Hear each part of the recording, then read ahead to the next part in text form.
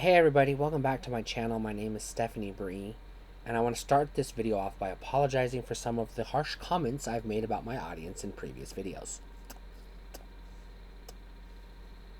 And this is a sincere apology. And you saw the label of this movie, the title. You know I'm going to dig into something that is very difficult for me to talk about. I struggle with mental health issues. I struggle with a lot of mental health issues, and I'm going to talk about them. This is going to be a long video. You're not my therapist, so I'm not going to get into the causes of these things. I'm not going to talk about my traumas and experiences and whatnot.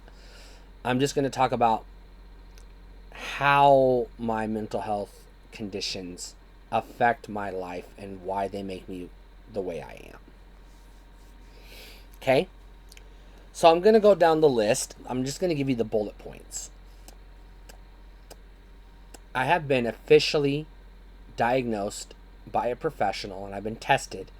I've been to multiple professionals over the years, multiple times, multiple therapists, multiple psychologists, multiple psychiatrists, and I've had a thorough evaluation done on me 3 different times, and I even checked myself into a mental health clinic. So I am confident that these mental health diagnoses are legit because they explain my behavior quite well. After watching this video, go back and rewatch some of the videos where I may have pissed you off and go, oh, okay. And you'll understand me a little better. So I'm just going to give you the bullet points, and then I'm going to dig into each one of them. So the first one I suffer with is general anxiety disorder. You notice how I smoke in my videos? Some people have commented on it. Some people have noticed. Some people ignore it or brush it aside or whatever. I've even done a video on why I smoke. General anxiety disorder. What that means is everything gives me anxiety. I'm anxious the moment I wake up. I'm asleep, I'm anxious. I'm anxious the moment I wake up. I'm anxious the moment I go to sleep. And I'm anxious throughout the night as I dream. I cannot sit still. You've noticed I fidget. I cannot sit still. And I'm very tense. You can see how tense I am in my videos. I am physically, literally 100% incapable of relaxing. So when people tell me to relax, it usually pisses me off. Because it's like telling a blind person to open their eyes. I cannot relax. My brain is broken in a way that relaxing is not possible for me. It just isn't. So I smoke and I drink a lot of caffeine because it keeps me anxious, because I'm going to be anxious anyways. Smoking does help me relax. And I can't explain it because it shouldn't, but it does. At least it helps me calm down.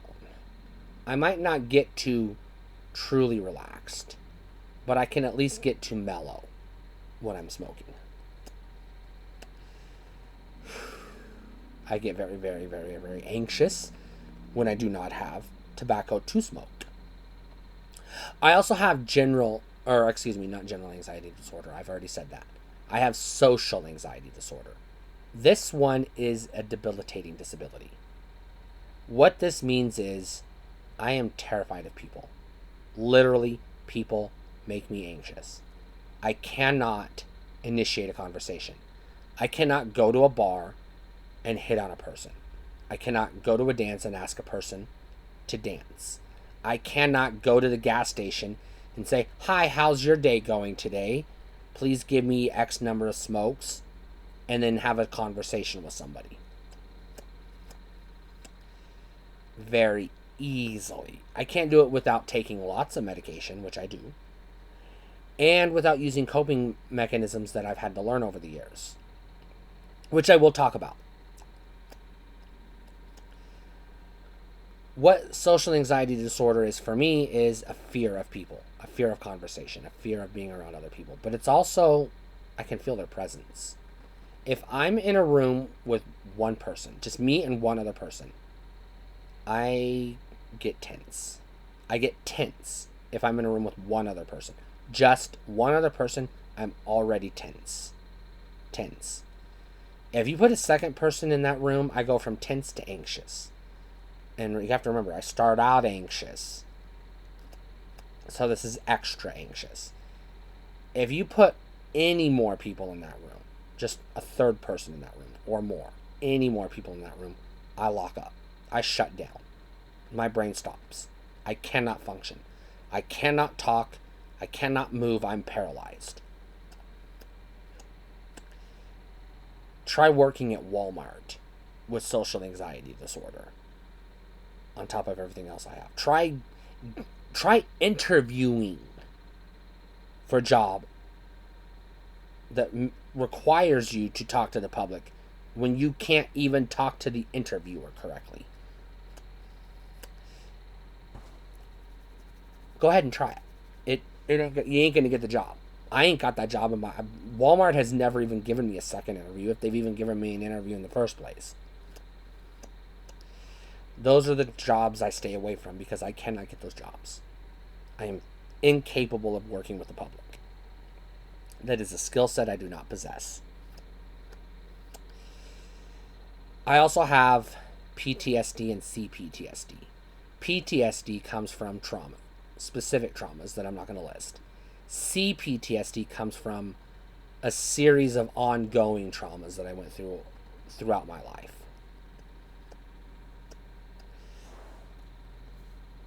Put it bluntly, both of my PTSD diagnoses come from, we moved around a lot when I was a kid. I was a fat kid. I got picked on and beat up a lot. I smelled bad, so I got picked on and beat up a lot and made fun of. I was always the new kid, so I never had friends, so I didn't know how to make friends. I worked as a journalist for 7 years. I was a beat reporter, which means I was in the field. I saw things that I'm not even going to talk about here because it would make you cry or cringe. I was literally on the side of the road at the scene of a wreck taking photographs of a decapitated body with the head in the ditch behind me. And that's just one example. Just one example off the top of my head. So I have a lot of that kind of trauma. Work trauma from being a journalist. By the way, just being a journalist was traumatic for me because, I just got done talking about social anxiety. Do you have any idea how hard it is for somebody who has social anxiety disorder to walk up to the chief of police and say, "Excuse me, sir, I need to ask you some questions"? Do you know how hard that is? Very stressful. Very difficult. And I did it for 7 years. Which means I have a lot of trauma from that. And bad memories from that. And anxiety and tension and everything else. Those are all manageable to an extent. So far, so good, right? You're like, okay, nothing major. I've also been diagnosed with borderline personality disorder. This one magnifies my emotions. So when I get angry, I get very, very angry. When I get happy, I get very, very elated. When I get sad, I get depressed. I don't get sad, I just get depressed. There is no sad for me. If something makes me sad, I just sink straight into depression. If something annoys me, I just shoot straight to pissed off. There is no mildly annoyed. I do not get mildly annoyed. I get angry. And I cannot control this. I literally cannot regulate my emotions. If you've watched any of my videos, you may have noticed that. And now you're going, oh, okay, that makes sense. That makes a whole heck of a lot of sense. Which is why I started this video off with an apology. Because I do sincerely try my damn hardest. And I fail. Because I can't help it. When something makes me angry, it makes me physically sick. Like I feel it I get tense and I throb and my blood pressure rises and it just causes me physical discomfort and pain.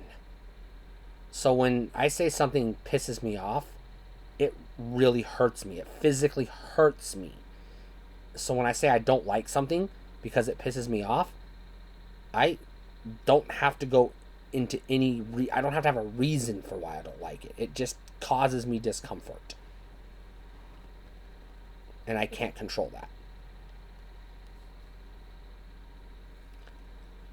And the worst of all, I have bipolar disorder with hypomania and psychosis.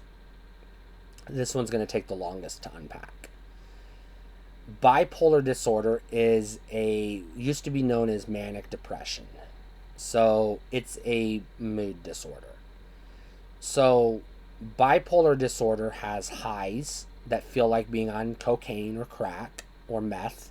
Literally, it feels like that. You are so high, you're in the stratosphere. You're full of energy, you're hyper alert, you hear everything around you, you see everything intently. You can't turn your brain off, you have racing thoughts, you can't sit still, you have no attention span whatsoever. When you're manic, the symptoms of bipolar mania, you could go down the checklist and they are identical to the symptoms of ADHD. I went in to get tested because I thought I had ADHD because I took quizzes and I checked all the boxes. And they said, no, you don't have ADHD, you're bipolar, which is worse. Bipolar and ADHD are cousins. It's just ADHD, okay, they're cousins, right? ADHD is the cousin who smokes pot and cusses at grandma and skips school and, flips off the pastor at church. Bipolar is the cousin who robs the liquor store, steals a motorcycle from the parking lot, runs over a dog, and then runs into the police station screaming on top of their lungs, I did it. That's the crazy bipolar is. Bipolar disorder makes you legitimately crazy. And it is considered a disability. Bipolar disorder is also considered, and I'm not going to say insanity spectrum or whatever, psychosis.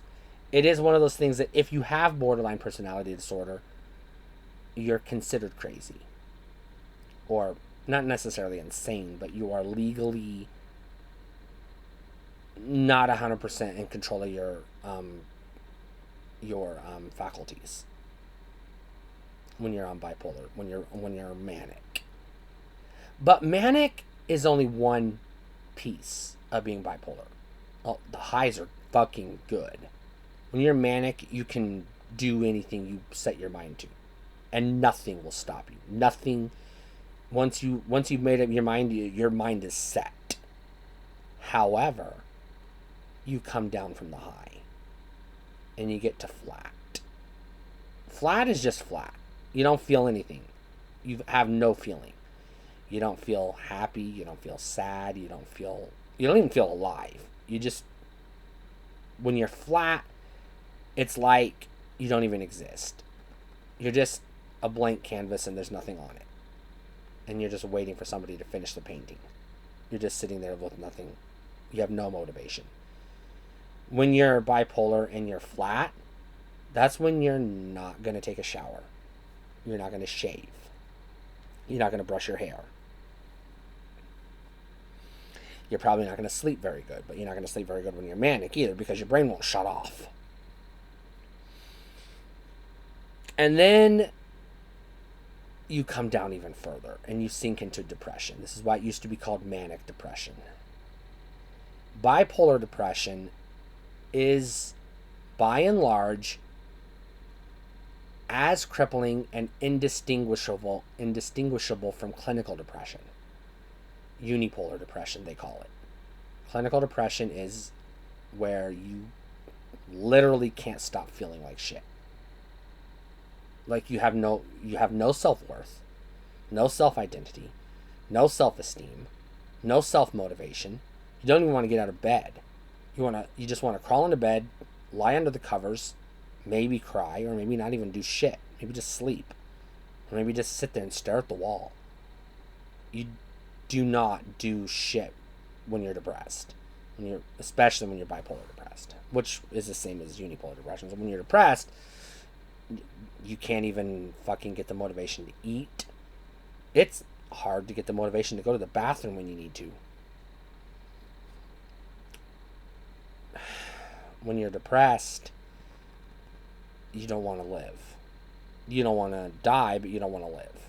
You just want to be left alone. You have no fucking motivation. Nothing interests you. Nothing is funny. Nothing is humorous. Nothing makes you smile. You're just like shit. You feel like shit. If you're keeping score, that's a lot of mental health disorders to juggle. Now, in the mental health profession, somebody who has borderline personality disorder that's a rare one. Borderline personality disorder is pretty rare. It's considered difficult to treat. It's incurable. There is no cure, and the treatment is basically therapy, and that's it. There is nothing. There's not even. I mean, they can give you mood stabilizers, but that's all they can give you. Mood stabilizers to keep you from getting depressed, because depression comes with borderline personality disorder as well, because you can't control your emotions. However, when you have borderline personality disorder and bipolar disorder, they're not just considered comorbid, meaning that they magnify each other. They're also difficult to treat because the things you would do to treat bipolar disorder can and often will trigger borderline personality disorder. The things they do to treat borderline personality disorder will usually trigger your bipolar disorder. So your psychiatrist, your psychologist, your therapist, your mental health professional is going to give you a choice. Which one do you want me to treat? I can treat the bipolar disorder and you just have to live with the borderline, or I can treat the borderline and you have to live with the bipolar. You got to make a decision. Now, when you have PTSD and CPTSD, those can trigger bipolar episodes, manic episodes. And when you have anxiety disorder of any anxiety disorder, like I've got general anxiety disorder and social anxiety disorder. So just sitting here calm, listening to my happy music, headphones, petting my cat, having a smoke, drinking my Rockstar, just everything's good. And a car drives by outside and their muffler's too loud. All of a sudden, I'm triggered. And I can't untrigger. I can't let that go. I can't turn it off. Now I'm tense, or I'm anxious, or I'm pissed off, or whatever. And I can't go back to tranquil. If I can even get to tranquil in the first place. I can't without drugs. But even if I can get there, I can get out of there really fucking quick. Really fucking quick.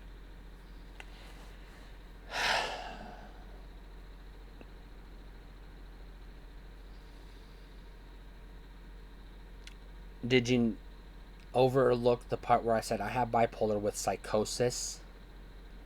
So this is where I'm going to get into the part that's going to make you really raise your eyebrows. Or open your eye. You're going to like, holy shit, she's really fucked. Not only do I hear voices that aren't there, not only do I see things that aren't there, but I have, this one's hard to explain. I have an invisible rope tied around my back that I cannot cut, I cannot break, and I cannot ignore. If I get tangled up in the rope, I will immediately shut down and go into a panic attack. Because I can't get out of I can't untangle. The rope isn't real. You can't see it. I can't see it. I can feel it. It's there. It's not real, but it's there. And if I get tangled up, I'm fucked. So I have to be mindful of where I'm at all times. I have to, when I go into the kitchen, I have to turn around the opposite direction that I went into the kitchen, because if I turn into a circle, if I go into a full circle, I just tied the rope around me and now I'm fucked. So I have to be conscious of at all times. At all times, I have to be aware. Like, visibly conscious of. Like, concentrating on, focused on which direction I'm facing so that I don't reverse the wrong way. Otherwise, I get stuck. And it's not real. It doesn't exist. They can't treat it because it's not fucking real. They can't give you a pill that makes this imaginary rope go away, because there is no such thing as a pill that can make something that doesn't exist go away. It just can't. And this is something I have to fucking live with.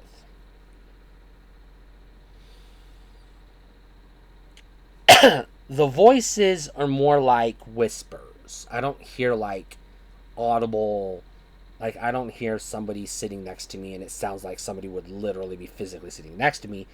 It's more like whispers, like ghosts, like whispers, like very quiet. Very quiet. It's almost like I can tell the difference between the hallucinations and my internal thoughts, my voice in my head. I can tell the difference, but it's like that, but just a little bit louder, if that makes any kind of sense. Mostly when I say I see things, it's hard to explain. And it's hard to explain because what I see isn't real.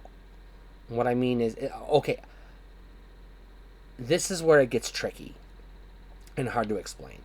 Because, like, I don't see...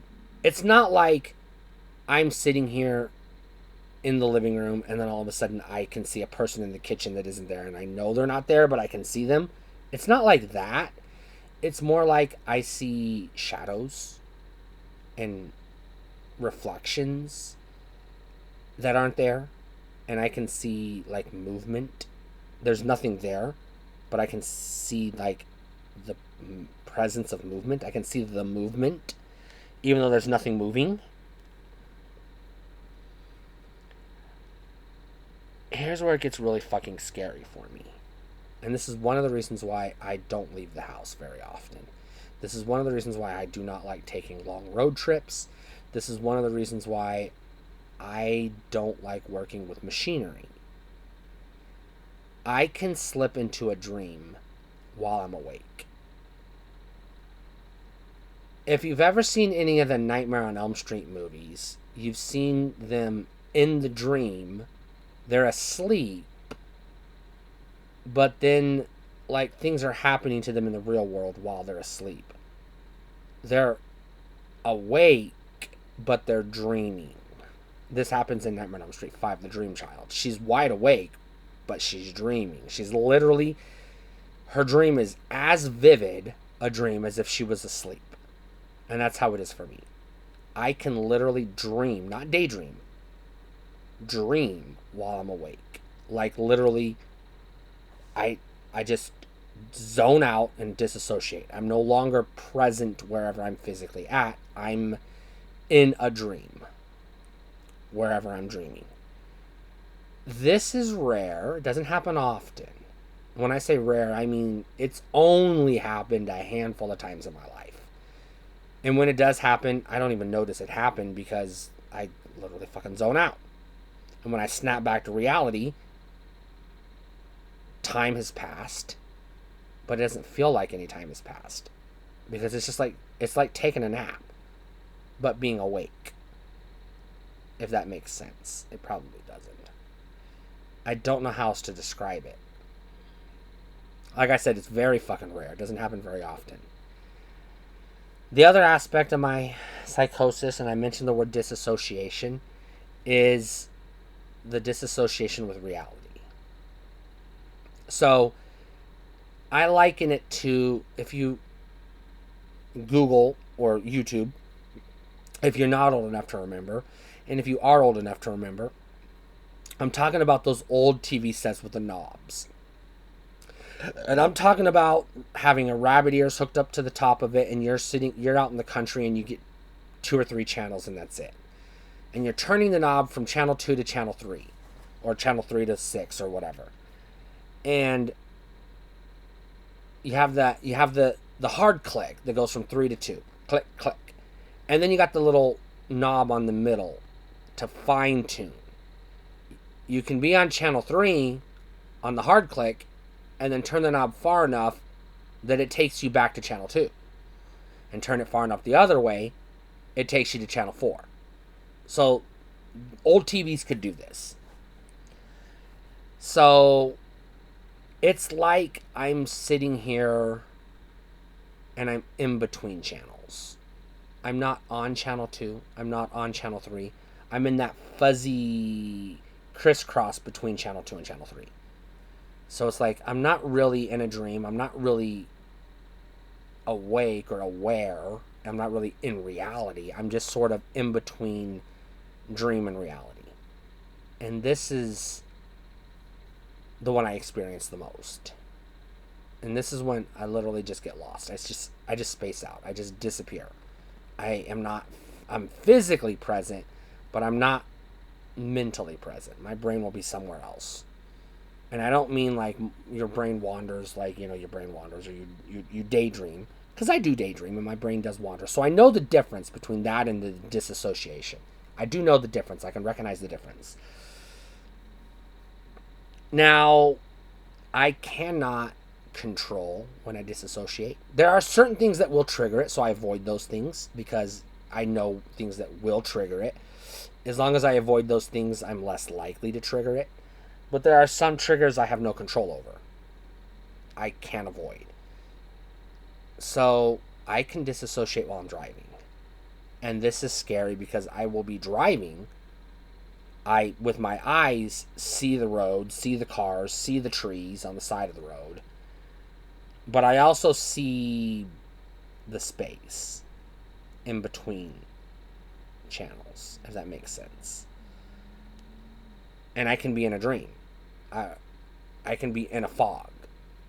I can be in a daze. I can be lost in thought. However, because this is a component of my bipolar disorder, the way I disassociate changes depending on if I'm manic or depressed. If I'm manic, I'm most likely not going to disassociate. Most likely because I have racing thoughts. I get hypermanic. And I can't shut my brain off. It's just a boom, boom, boom, boom, boom, boom. It's like fucking... It's like the Micro Machines guy, only he just won't shut the fuck up.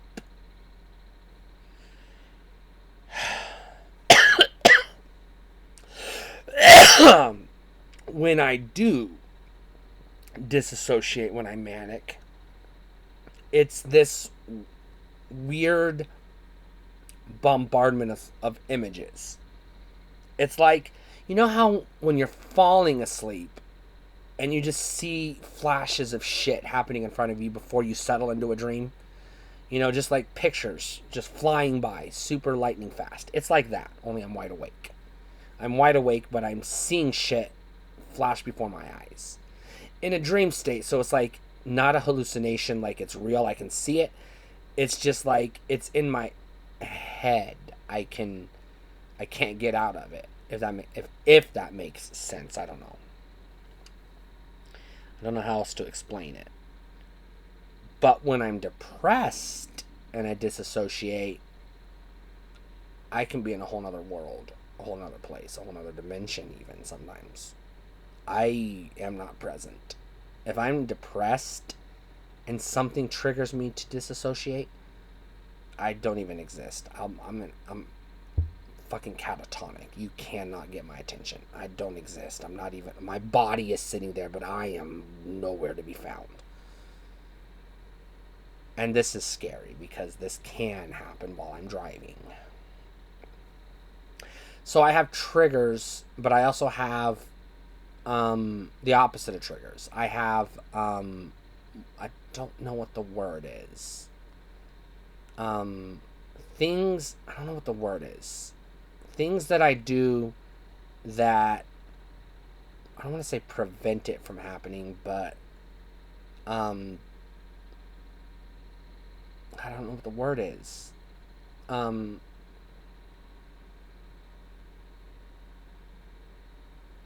Behaviors. I have certain, I don't know if behaviors is the right word. Things that I can do that mitigate it or make it more difficult, if that makes sense.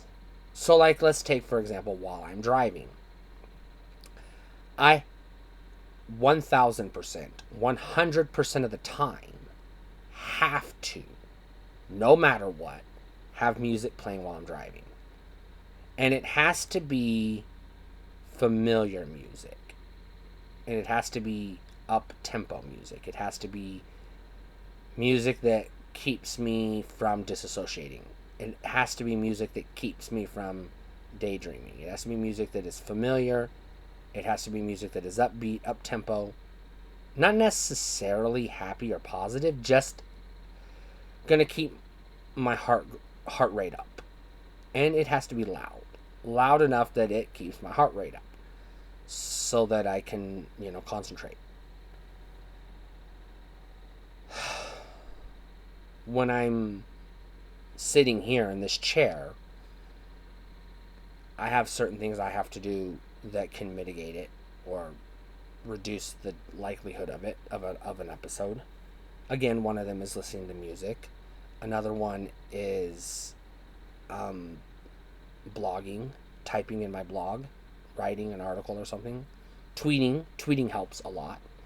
It gives me focus and gives me something to do to keep my brain busy so that I don't have time to disassociate or my brain doesn't feel the need to.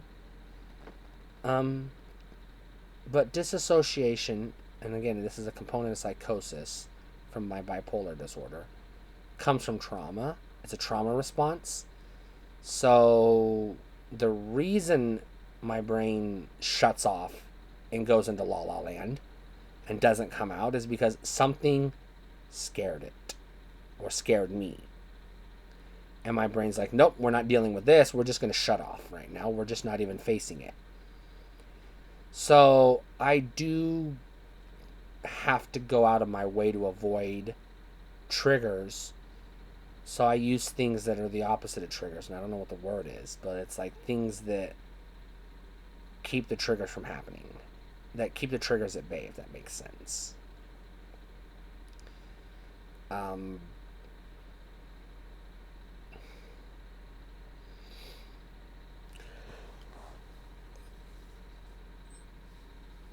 Death triggers me. Watching news reports about people dying triggers me.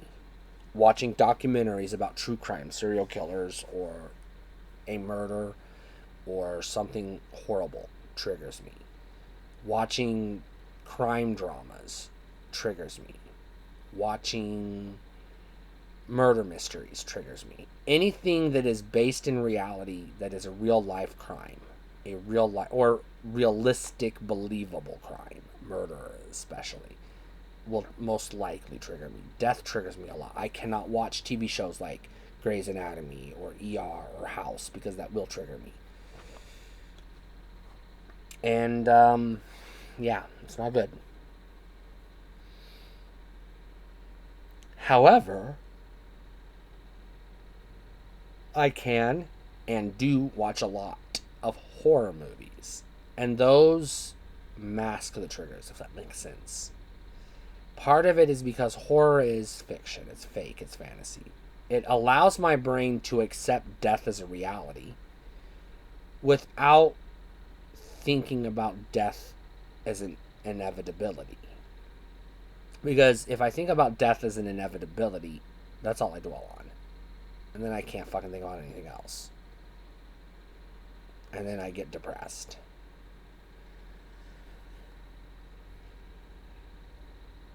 So one of the ways I avoid being triggered is by watching horror movies because they're familiar, they're safe, they're comfortable. I've seen them. I watch movies that I'm familiar with because I've seen them, and they provide me comfort and a familiarity and nostalgia. That helps. It's a good feeling. So I watch comfort movies, movies that make me feel good. One of my comfort movies is A Nightmare on Elm Street 3, The Dream Warriors.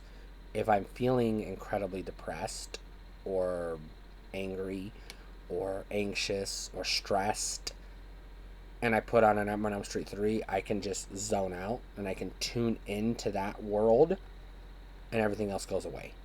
So that helps. That's a movie that helps me.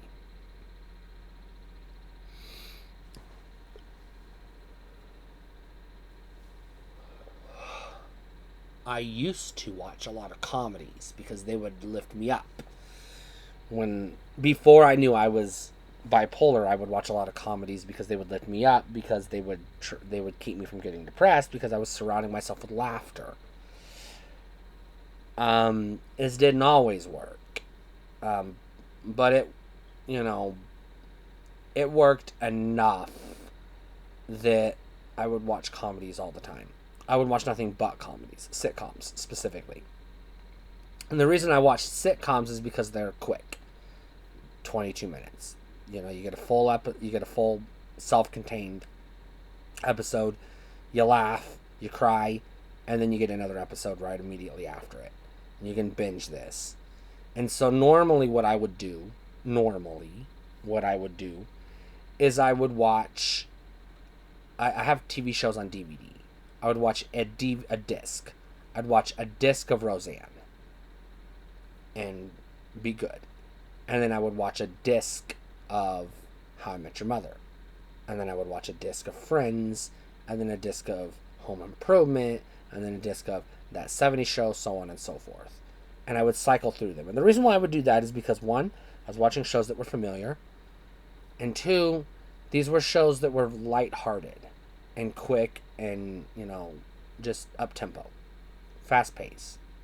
They weren't really dramatic too much. They weren't that slow. So I could cycle through them rapidly. And I wouldn't get bored. It would hold my attention because I have the other part. Remember I was talking about ADHD? Bipolar disorder is just like ADHD in that you have no attention span. I have the attention span of a fruit fly. I can't concentrate on anything ever at all. I have no attention span.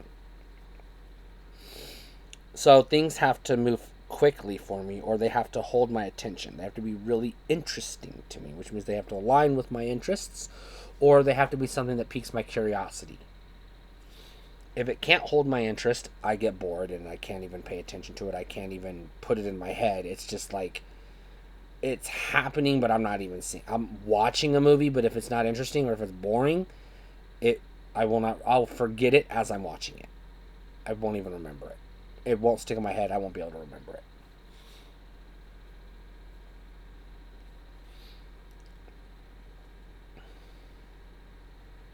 Another thing that helps. Another thing that helps is having a routine, a daily routine where I do the same things over and over again at the same order at the same time. This is hard to do with my current job because my schedule changes week to week, and my current job is a caregiver for people with disabilities, which means my responsibilities change from day to day. Some days my client needs me to cook and clean for them. Some days my client needs me to do laundry for them. Some days my client needs me to take them to the doctor or to the park or to the zoo. Sometimes my client needs me to walk with them around the block. Sometimes my client needs me to take them to their friend's house and sit on the couch while they socialize with their friends. Sometimes my client needs me to sit down and watch a movie with them, or a TV show, or play a video game with them. Literally, my needs change every day. Their needs change every day, so my responsibilities change every day. This makes it difficult to have a routine. It does.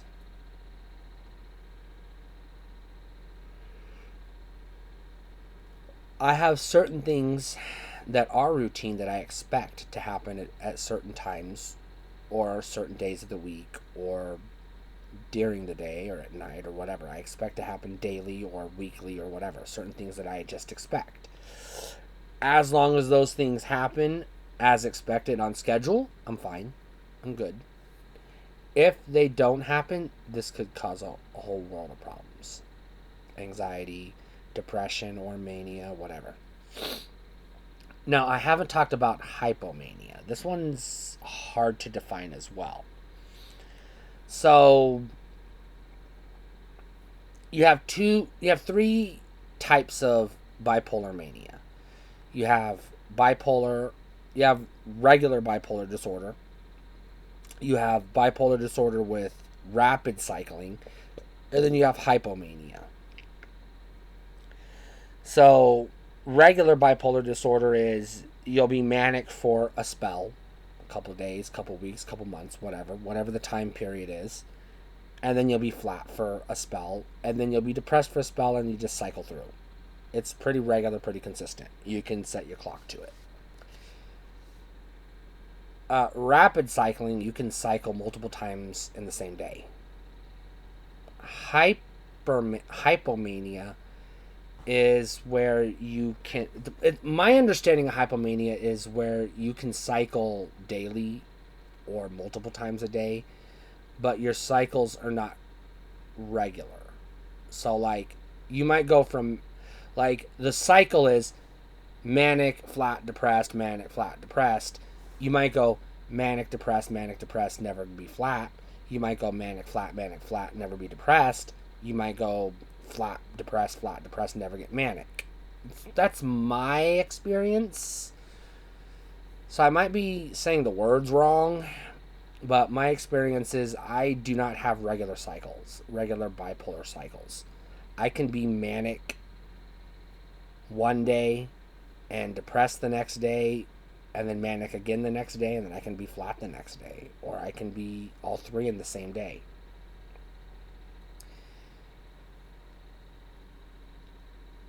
So that's fucking extremely fucking difficult to manage because I can't control it, for one, and I can't really adjust once it starts.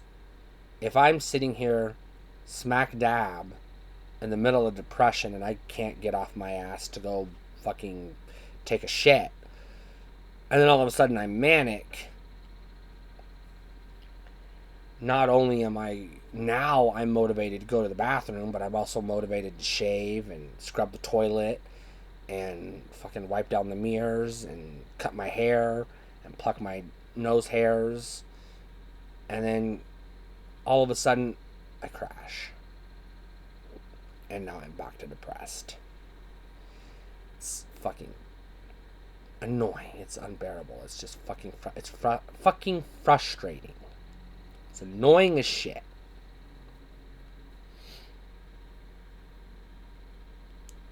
So my anxiety makes me tense and incapable of relaxing. So that has the side effect of making other people nervous.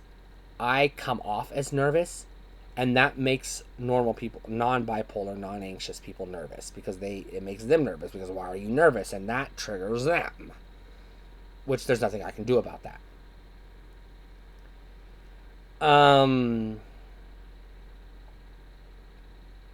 I don't communicate well with others because of my social anxiety disorder.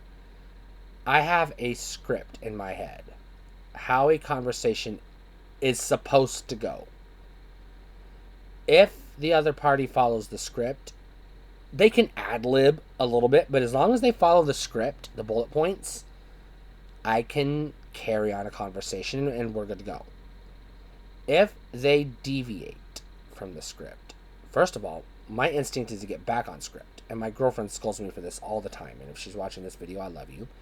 She scolds me for this all the time. If someone deviates from the script, I get back on script, which means I interrupt them, because I'm like, no, this is where we're supposed to be in the conversation. Let's get back to here, because this is where I am. This is where we belong. Let's be here.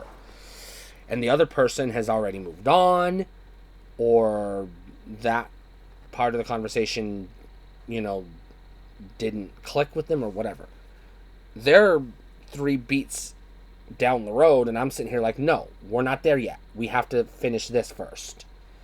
And this does annoy people because I do, and I have to be mindful of this, and it's difficult because I can't really control it. Because like I said, if they go off script, my instinct is to get back on script, so I interrupt people all the time because I'm like, yes. Also, if I start a thought, I have to finish it. So I'll be having a conversation with somebody. This happens all the time. I'll be talking to one of my friends on Discord or on the phone or whatever. And I'll be in the middle of telling them a story and they'll cut me off. I gotta go to work. I gotta go to bed. I'm tired. Tell me later. I gotta take care of my cat. Whatever the reason, I gotta call my girlfriend, whatever the reason is, they always have a reason. And I'm not saying excuse, I'm saying reason. They always have. Something happens, they have to end the phone call. I'm in the middle of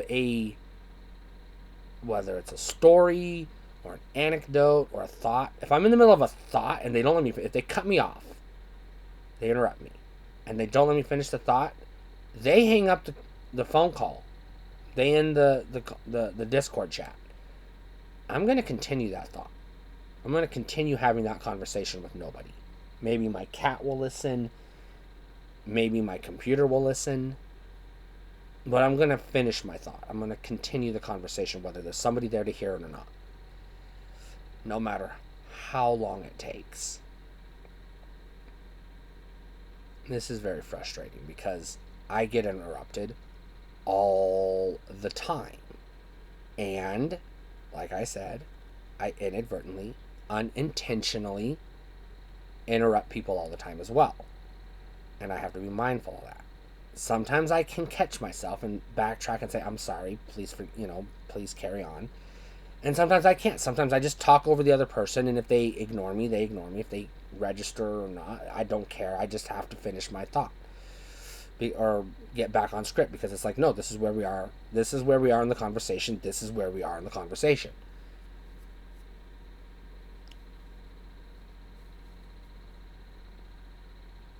Let's go back to I was a news reporter for 7 years, or a journalist for 7 years. Now, I wasn't a news reporter for the whole 7 years. I was a news reporter for about 5 years. I worked at a weekly community newspaper in a small town for 2.5 years, and then I worked at a daily newspaper in a bigger town for 1.5 years. So combined, it's about 5 years, give or take. I say give or take. So I have 5 years experience as a news reporter. Okay. Other jobs I had were journalist jobs, but I wasn't a beat reporter I was in those positions. So let's make that distinction clear. Okay.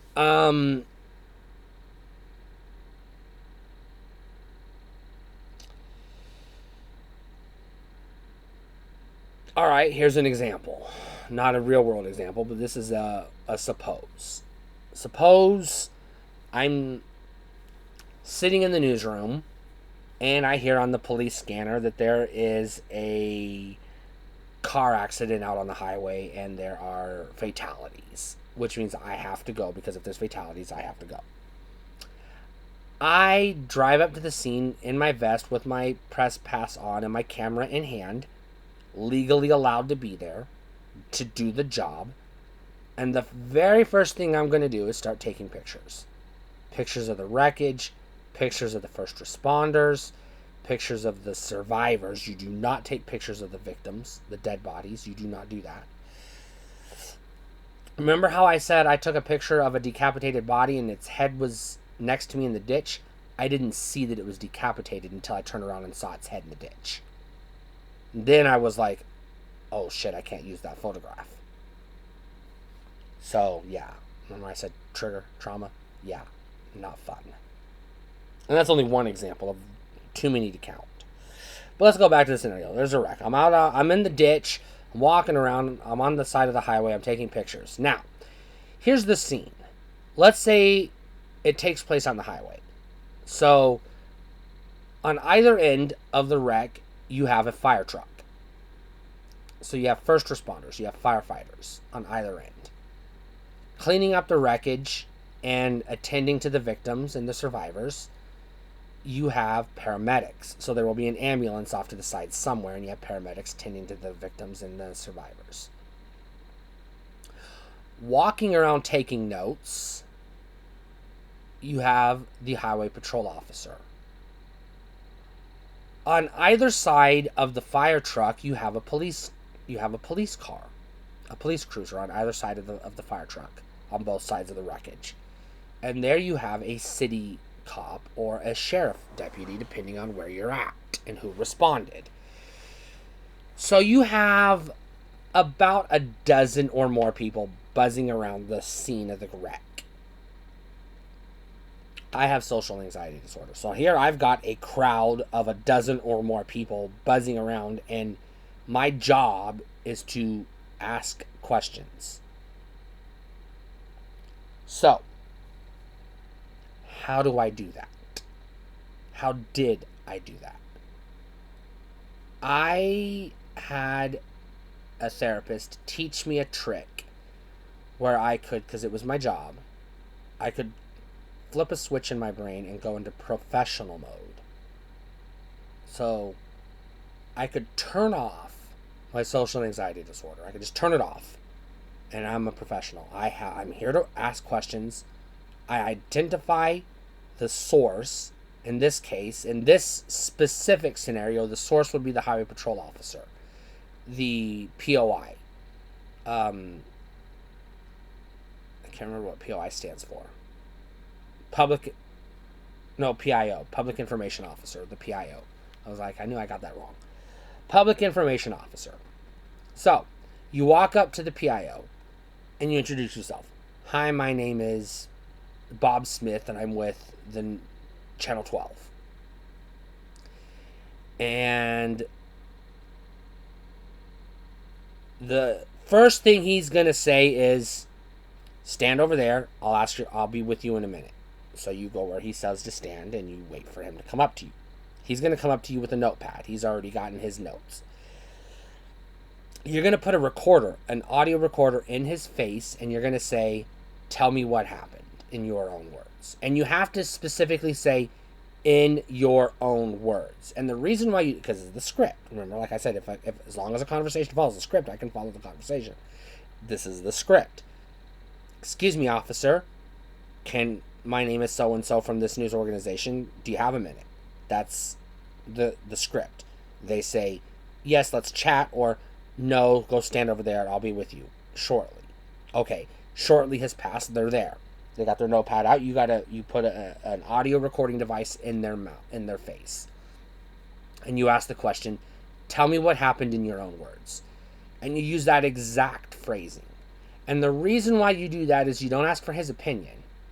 You're not asking for he's the source, he's the authority, but he's going to tell you, this is my opinion anyways. He's going to say things along the lines of, well, I believe this happened, or looking at this is likely what happened, or I suspect. Things like that. He's going to use vague descriptors like that, so you're going to quote him as such. And when you're writing the story, you're going to say, according to in this scenario, it would be a highway patrol officer. So, trooper. So, according to Trooper Johnson, Mike Johnson, the wreck happened at this time. The car was going this miles per hour in this lane, and then this happened. And then the wreck happened. And then first responders responded and found this victim 1 non-responsive at the scene, victim 2 died in the ambulance, etc. Whatever the story is, you just go down the list. But that's not how you write the story. 2 people died. The driver and his wife died. So the headline is 2 die in wreck on highway. That's the headline. Or local couple dies on Highway 6. If local couple's known, let's say it's a kindergarten teacher and a church minister. You're going to say local minister and wife dies in wreck. That's going to be your headline. Your opening sentence, your lead, is going to be, local minister, and then you can identify him, name, age, and wife, and you can identify her name, age. Died in a wreck at this time, at this location, on this date. And then you're going to go into the details piece by piece in reverse order. This is called the inverted pyramid. When you're in journalism school, they teach you the script. They teach you what to say. They coach you on the questions to ask. So that when they hire people with social anxiety disorder, or who are antisocial, or who do not have social skills, because a lot of news reporters are nerds and geeks, by and large, who do not have social skills, they have to coach you on how to do this, because they know if you're going to step outside your comfort zone, you need to have a safety net. And the script is the safety net. So that's how I was able to do my job. I followed the safety net. I followed the script. If ever the officer or the mayor, the politician, or the suspect, or the coach, the football coach, or whoever the source was I was interviewing, ever went off script, I would have to get back on script. And I would usually say something along the lines of, okay, but what about this? And I would go back to where we needed to be. And I would say, okay, but what about? And then I would bring up whatever it is they forgot or they brushed aside, and I would find some way to get them to talk about it. Sometimes I would throw their words back at them. So what you're saying is, and then I would repeat what they said in my own words, how I'm going to write it on the paper. And then they're going to say, yeah, pretty much.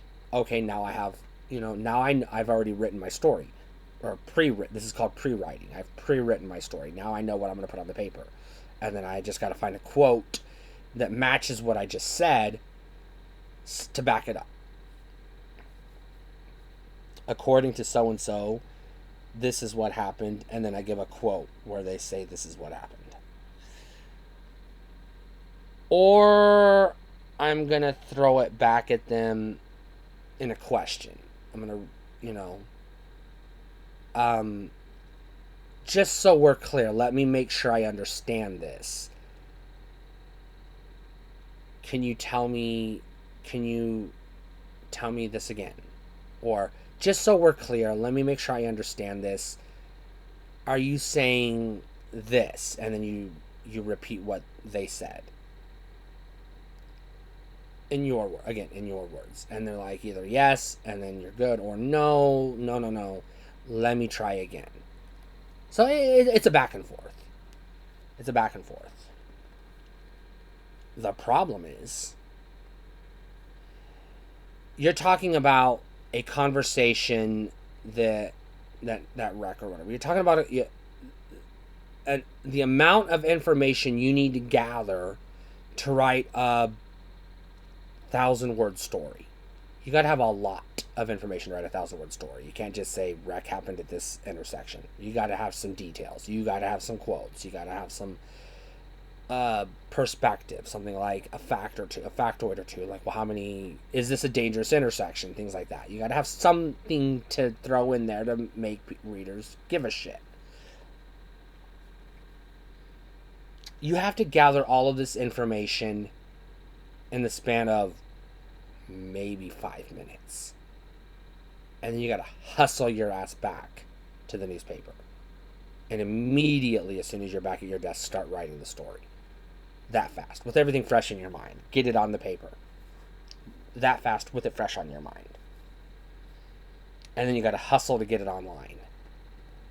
Because you gotta get it online before Channel 7 does. You have to be first. If they beat you to the punch, there's no point in even fucking going forward with the story. Just, your day is ruined. Your boss is going to yell at you and you got to fucking apologize. I did work at a gas station a few years ago. I talked about this before. It's one of the jobs I did have. I was a cashier. But let's go back to, again, social anxiety disorder, bipolar, etc. How was I able to work in a retail position? Well, first of all, how did I get this job? Second of all, how was I able to function and how was I able to pull it off? Because I can't just go work at the 7-Eleven across the street from Walmart. That's never going to happen. So this was a gas station in a small town in the middle of nowhere. One gas station in town, 30 miles or more to the next gas station. 3 shifts. Day shift, evening shift, graveyard shift. So for starters, I worked the graveyard shift, which means not a lot of people. Maybe 1 or 2 people at a time in the store. I can that's manageable. It's manageable. I can handle that. I'm not too worried about that. I can handle that. Second of all, it's 3 o'clock in the morning. They are not asking me, they're not saying good morning at 3 a.m.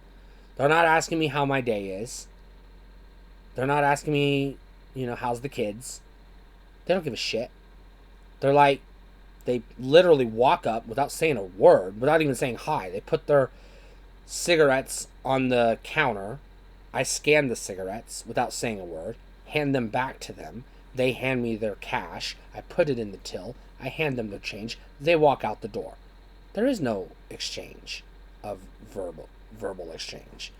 It's 3 a.m. in the morning in a small town in the middle of nowhere in the desert. They're not fucking... They're probably drunk out of their fucking ass. They're not here to have a conversation. They just want to get their smokes and go home. So that's manageable. You might get someone who walks up to you, "You got Marlboro Reds?" Yeah, I do.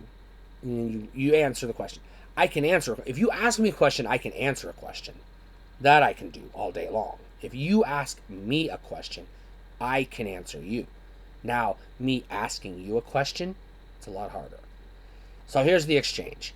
Customer walks up to me. Who says, "Hi, how you doing" first? They do. They walk up. "Hi, how you doing?" I can answer that question. And I can follow the script, respond with, "And how are you?" Because that's on the script. That's in the script. You follow, that's expected. Okay, that's easy. But again, 3 o'clock in the morning, they're not asking how you're doing. They just want their smokes. And 90% of the time, they're just there for cigarettes at 3 o'clock in the morning. Because you're the only place open that sells cigarettes. And at 3 o'clock in the morning, if you're awake at 3 o'clock in the morning, the only thing you need is cigarettes. Most fucking likely. So there's that. How did I get that job? How did I get through an interview where they're going to ask me to socialize and blah, blah, blah? I didn't. My dad worked there. He got me the job. Nepotism. My dad said, "Show up at this time, and they're going to give you a uniform, and they're going to give you an ID badge, and you're going to show up at this time, and they're going to teach you how to punch the buttons on the cash register in the correct order. You're going to shadow somebody for a couple of days, and then you're on your own." And that's what happened. My dad got me that job. Easy peasy. There's nothing to it. How did I get the job at the newspaper?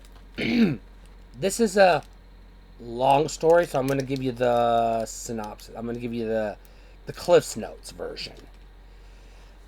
Here's the Cliff Notes version. I was working as a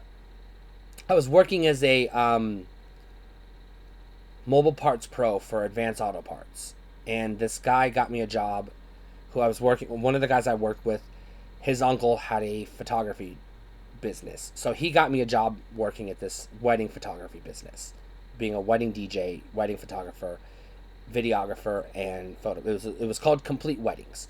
So we did it all. So one weekend I would be setting up the photo booth, another weekend I'd be a photographer, another weekend I'd be videographer, another weekend I'd be DJ, whatever. Easy, it's cool. I'm going to a wedding, and the videographer who is training me works at the TV station. We're chit-chatting and everything, and I just drop, yeah, I studied journalism in college. I would love to work at a TV station. Hey, we're hiring. You want me to get you a job? Okay. He gives me his boss's cell phone number. Call him on Tuesday at this time. I call, I introduce myself. He says, come on in. Just like that. Come on in. I go in. He says, here's the thing. We need a video editor. You have experience video editing in college? And I'm like, yes. And he said, okay. Anyone can edit videos, he says. I'm hiring people for their work ethic. Blah, blah, blah, blah, blah, blah, blah. So I tell him some of the jobs I've had and, what I did at those jobs. And he's like, okay, are you a team player? Blah, blah, blah. I tell him about one time working at the casino, blah, blah, blah. And he's like, okay, come in tomorrow. You got the job. So I basically was just locked into the job. Don't even know how it happened. It was literally like the universe just said, hey, talk to this person and they'll take you to this person who will take you to the TV station and get you the job you want. And that's literally how it happened. Now, I had to fight to get my second TV job. And when I say fight, I mean I had to rewrite my resume, and I had to finagle references, and I had to harass the news director once a week, call him once a week. Hey, I'm just checking in. Hey, I'm just checking in. Every week, just checking in. And I just had to keep checking in until he finally gave me a start date. Because I wasn't going to take no for an answer.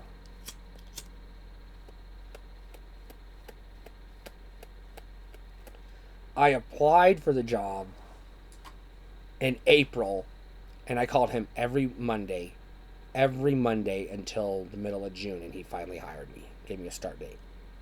I was relentless. I never stopped. I was like, hey, I'm just checking in to see if you have an opening yet, or if you're ready to talk yet. And finally, he gave me a job. When that job ended, I was looking for my third job in the news business.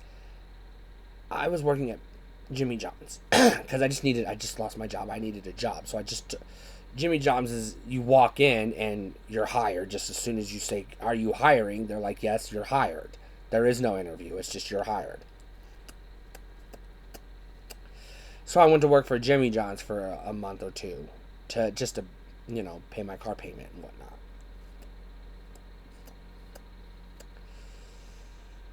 Well, I went on the internet and I just typed in news jobs, and I put in my zip code. And I saw an ad, not making this up, I saw an ad for a staff writer for the newspaper in the town I was living in. This was perfect. So I dress up and I go in there with my resume, and I ask to talk to the news director, the news editor, the publisher, excuse me. And I'm dressed up with a resume in hand, unannounced. I didn't call, I didn't email, nothing. I just showed up. The publisher's like, "Come on in, sit down." All right. And he asked me about my first question. Do you have any news experience? Yes, I do. I was a video editor at KXI, whatever the call letters were, something. Channel, whatever our channel station was in the city I worked. Okay. What did you do there? Well, I started out as a video editor, and then see what I did? I'm answering questions. He said, what did you do there? Oh, I can answer that. I can tell you what I did. What did I do? I was a video editor. And then I was a camera operator. And then I was an assistant producer. Oh, that's cool. What were your responsibilities as an assistant producer? Well, and then I listed my responsibilities as an assistant producer. So you can hit a deadline. Absolutely. Yeah, I worked at a TV station. We've got deadlines coming at us every 30 minutes. Okay, that's cool. Our deadlines are a little more relaxed, blah, blah, blah. And he says, you know what? I'm going to hire you just because you dressed up for the interview. Literally what he said. He said, I'm going to hire you just because you dressed up for the interview. He said, nobody does that. He said most people come in here, sweats and a t-shirt. And then they have to convince me. But he said, you know what? You showed up. You showed up ready to work. So he gave me his camera off his desk. And he said, go to this address on Saturday. And take pictures of the people. It was a festival. And just take pictures of everything you see. And then bring me the pictures. That's your assignment. And that's what I did. And then he would slowly start giving me more assignments. He started me off. Literally, I started off transcribing obituaries into the system. So someone would bring in an obituary, I had to type it up into our system. And then doing the archives. What is the archives? You go to 20 years ago. You find the newspaper, today's date 20 years ago. You find a front page story that you like. It's your discretion. This is artistic liberty. And you just literally type it word for word. And you put 20 years ago on this day. And then you just copy the first paragraph word for word, verbatim. I did that. And then Friday night rolls along and he says, how do you feel about going to a football game? I don't know shit about football. So I'm going to wrap this up because this is I just want to tell you my progression, because somebody with social anxiety disorder, I had to start out slow and small. I did not know how a game of football plays. And he says, have you ever played a game of chess? And I said, yeah. He says, football is chess. And then all of a sudden, like, okay. And he says, think of it like this. The home team are the good guys. The visiting team are the bad guys. And the story is, if the good guys win, the good guys triumph. You tell me what they did to triumph. And if the bad guys win, you tell me the good guys lost. What went wrong? Why did they lose? And that's it. You sit up in the press box, you take pictures, you take notes, and then at the end you get a quote from the coach. You bring that back to me, and I'll show you how to write that on Monday. And that's what I did. And he taught me how to write a sports story. He taught me how to write a news story. He sent me to city council. Well, way before city council. Way before city council. He sent me to planning and zoning, because nobody gives a shit about planning and zoning. He told me to go to a planning and zoning meeting. No, even before that, he sent me to the Keep blah blah blah beautiful committee. Go sit on their meeting and tell me what they voted on and what they did. So he taught me how to write a meeting story.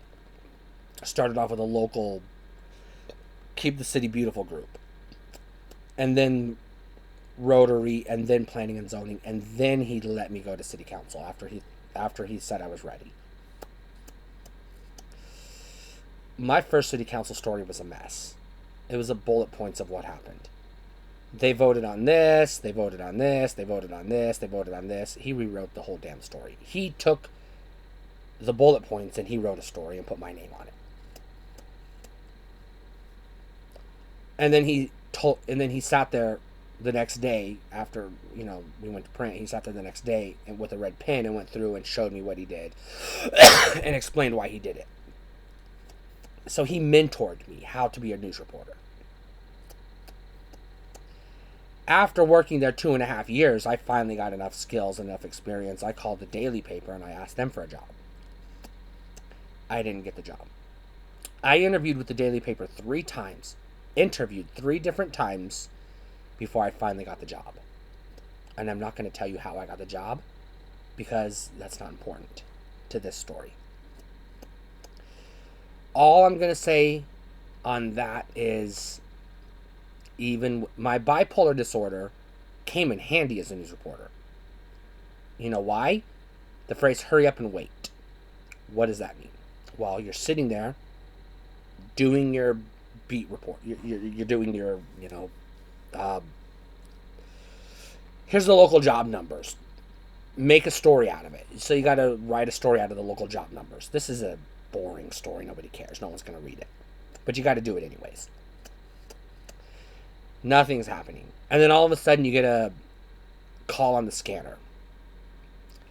There's a bomb at City Hall. Holy shit, get down to City Hall right fucking now. This is when bipolar comes in handy. Boom, you're there. You blink your eye, you don't even remember driving there. You're there with your camera and your recorder, and you're asking everybody questions. What did you see? What happened? Tell me what happened in your own words. Tell me what happened. You just say that. You walk up to someone and say, "Tell me what happened," and they tell you what happened, and you take that back. You rush back as fast as you can, and you write it all down in a hurry, and you hand it to your editor, and they fix it and publish it. And then the next day, your editor sits down with you and tells you what they did to fix it, and they coach you some more. Because they're always going to coach you, because you're never going to get perfect. You're always just going to need to get better and better.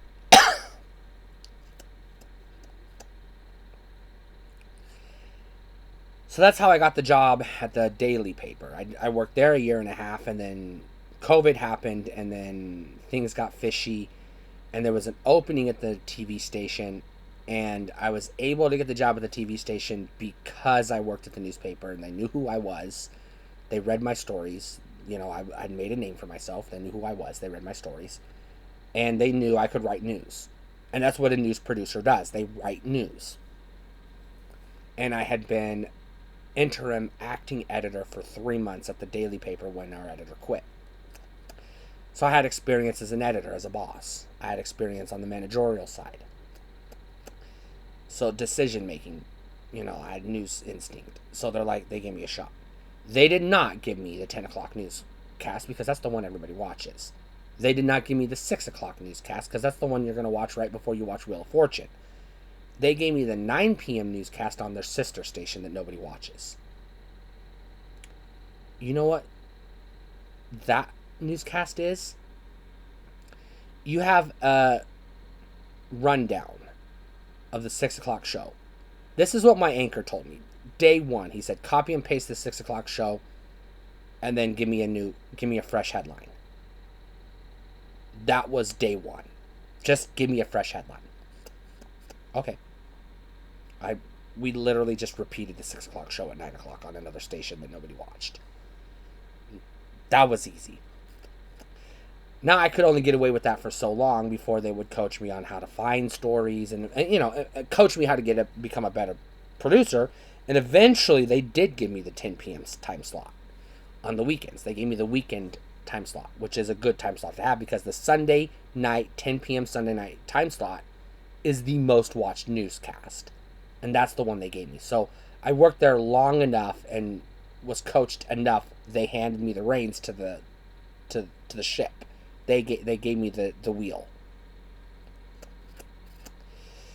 which was pretty fucking cool.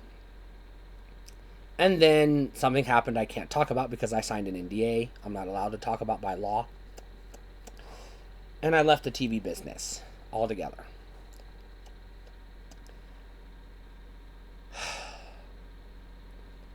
My current job does not require me to talk to people. Not really. My current job is not, I'm a caregiver, but it's a fancy word for babysitter. My clients are autistic. So basically my job is wake them up in the morning, tell them to take a shower, fix them breakfast, ask them what they want to do today, and help them do that. That's it. It's not hard. It's not hard at all. Not taxing on the brain at all. Not stressful. Not too stressful. It can be stressful, but I'm not going to get into that. HIPAA. But for the most part, it's he wants to play checkers, we play checkers. He wants to go for a walk in the park, we go for a walk in the park. He wants me to take him to the zoo, I take him to the zoo. It's literally, he tells me what he wants to do, he doesn't tell me anything. I ask him what he wants to do, and then he answers my question, what he wants to do. And then we go do what he wants to do. And that's it. I do that for 12 hours a day. And then someone else takes over, and then they put him to bed, and then they just sit on his couch for 12 hours while he sleeps.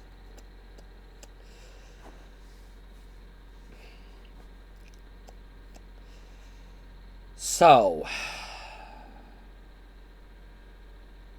this is a long video. If you're still watching, thank you. Please subscribe and leave a comment and let me know you appreciate this, because you can go back and watch my other videos and they make more sense now.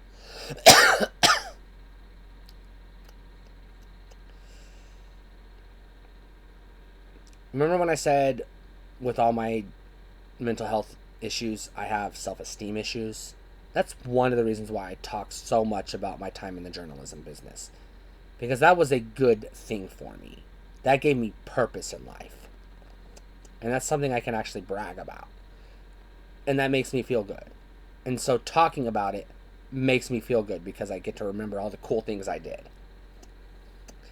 And that triggers, serotonin and all that good stuff, and it keeps me from having the bad thoughts. So that's one of the reasons why I bring it up as much as I can, because, it does help me. It's how I cope. That is one of my coping mechanisms. Long time ago, long before I got into journalism, before I even went to college, I had a record studio, and I was a DJ. I can talk about that because that was a cool, fun time. I got to do a lot of cool stuff. I got to meet a lot of cool people. I got to go into radio stations and into nightclubs and places like that. I got to, meet rock stars and stuff. Local, we'll say. I won't say rock stars, but local musicians, we'll say. Whatever. Regional celebrities. And I got to do a lot of that at the newspaper and the TV station too. And at the newspaper and the TV station, I got to meet a lot of national celebrities as well, who I'm not going to identify because that's neither here nor there. That's not just bragging, that's flexing, and I don't need to do that. I'm not going to sit here and brag about who I interviewed, because someone else is going to come along and be like, so what, I met so-and-so at Comic-Con, or I interviewed him for my podcast or whatever. No big deal. People are people. They're just people. Celebrities are just people. And I learned that as a journalist. They're just people. And I learned to talk to them like normal, regular people. Which was pretty cool. I got to sit down and have conversations with millionaires. I got to sit down and have conversations with celebrities. I got to sit down and have conversations with politicians, powerful people, CEOs of oil companies and the like. And that was pretty cool. And they respected me. They treated me like an equal because I was a journalist. I was on their level. Not financially, but in terms of respect, I was on their level. And I liked that. It was pretty cool. This is a flex. Eventually, my last beat job was City Hall. I was the government reporter. And if I had a question that wasn't answered on Friday before deadline, I had the cell phone number to the mayor and the city administrator. I could call them Sunday afternoon after church and make them give me an answer to the question that they didn't answer on Friday. And they would. Because if I was calling, they knew they had to answer my questions.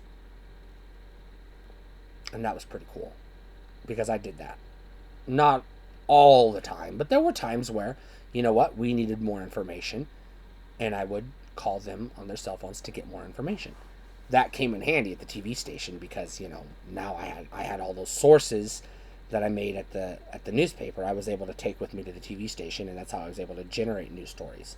I didn't go to the story and interview the person.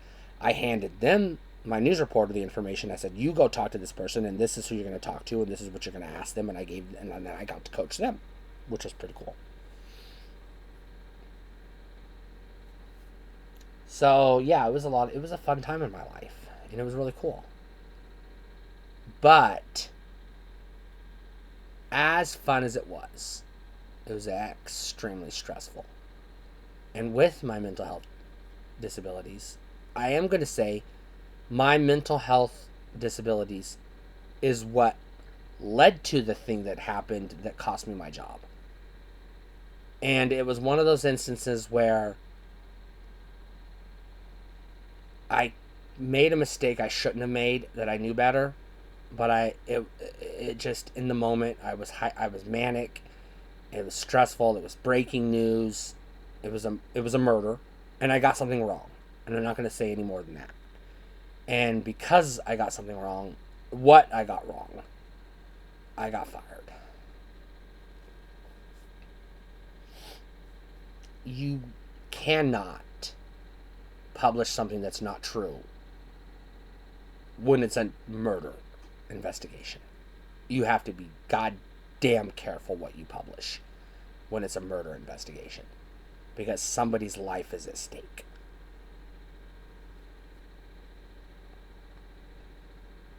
It was a high-stress job, and I will not go back to it.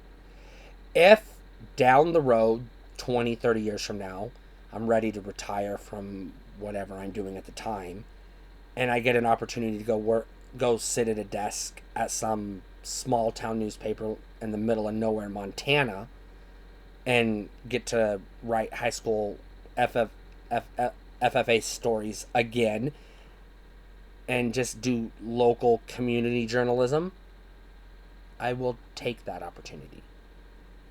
Yeah, I would.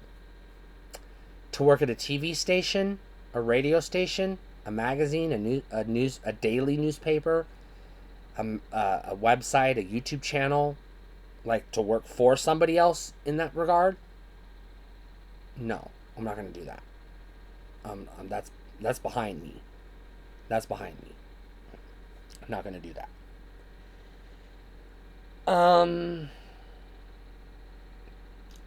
I know this is getting long, and I apologize for it getting long, but there's one more thing I have to talk about, and that's insomnia.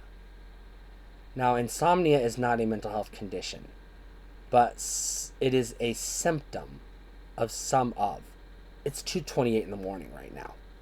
It is a symptom of, well, most of the mental health disorders that I have. So, for various reasons, I have trouble sleeping. If I'm manic, it's hard to sleep because my brain doesn't shut off. If I'm anxious, it's hard to sleep because I can't relax. I can't rest. I'm rolling around. I'm twitching. I'm kicking. I'm just tossing and turning, and I just can't relax. I can't sleep. And the trauma, the PTSD, etc., does trigger nightmares. And I just wrote about this on my website, StephanieBree.com. That's BRI. Where I wrote about my nightmares, my reoccurring nightmares. I have 2 reoccurring nightmares. Those wake me up or keep me awake. Either keep me awake in that, you know what, I just don't want to face the nightmares tonight, so I stay awake, or I go to sleep and then I wake myself up when the nightmare happens and I don't want to be in it anymore. So that happens too. I don't have nightmares every night, but there's 7 days in a week, and you sleep 7 days in a week, presumably, for 8 hours, presumably, ideally. I'm going to have nightmares at least 3 nights throughout the week. At least 3 nights throughout the week. Of those 7. Every week. And because they're trauma nightmares, they're intense and they're deeply personal. So they're things that will trigger other things. So I get out of them as much as possible, or I avoid them as much as possible. Because they suck. And that's everything. If you watched this whole video, kudos to you, thumbs up. Thank you. Please go back and watch my other videos, whatever video you previously watched that pissed you off, and now watch it with this in mind and go, okay, that makes sense now. Especially my top worst things or whatever, where I get pissed off. It makes more sense now. Stay cool.